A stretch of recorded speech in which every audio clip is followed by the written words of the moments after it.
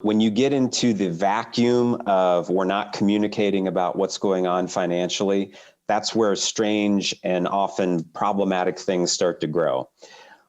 So I'll give you a couple of, you're getting into some of the really practical stuff. One of the biggest, most important things that my wife and I did that helped us start to get out of the rut that we were in when it came to how we handled money was we simply said, we're going to sit down separately, and we're going to write out some of the goals that we have, some of the things that we would like to see accomplished that do cost money in the next 6 months, in the next 12 months, and in the next 24 months.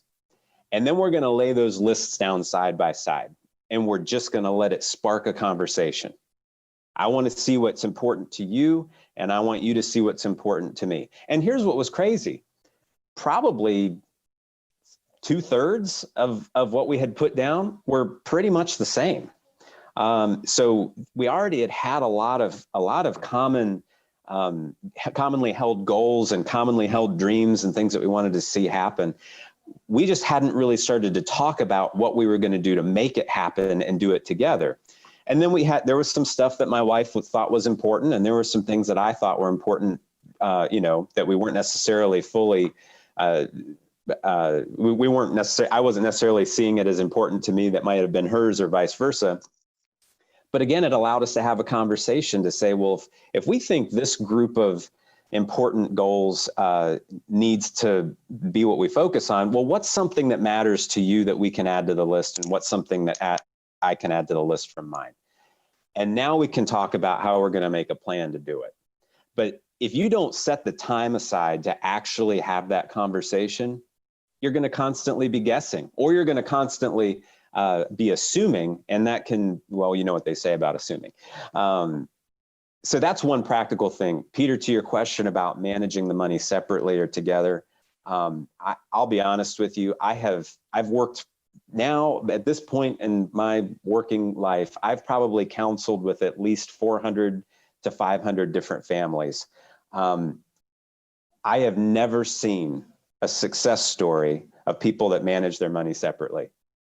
In marriage. In marriage. Yeah. Now, that's not to say that they aren't out there, but I'm saying that the likelihood is very, very, very small that would be that might be your story. The experience that I have actually says you got to go the other way. You need to bring it together because, again, it inspires more conversation, more opportunity to communicate about what's important, more opportunity to celebrate when we accomplish things that we set out to do. And honestly, I think it just breeds more intimacy. One of the primary reasons why money issues cause problems is because we're not communicating about what matters. When we do it together, we get to have that level of communication. If you communicate well, you grow in your intimacy, you grow in your love, and you grow in your care for each other.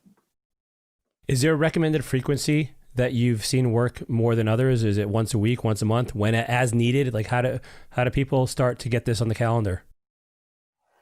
Well, so my recommendation is at least once a year, you need to sit down and kind of map out what you're looking at. I call it the dreams and goals exercise. First, it can just be, let's just kind of brainstorm separately the different dreams that we might have financially for the next short period. I don't typically like to go out much more than 3 years just because there's so much in the fog that lives out there past 3 years. I know one of those common questions of what's your 5-year plan? It's like, I don't know. I'm just trying to get through the week.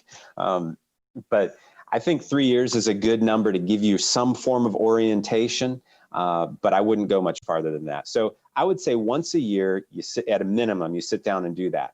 For some folks, particularly if you're working through maybe a personal financial turnaround season, so maybe you're working through getting rid of some debt, or you're trying to save up some money for something, or maybe just trying to save for an emergency fund, something basic like that.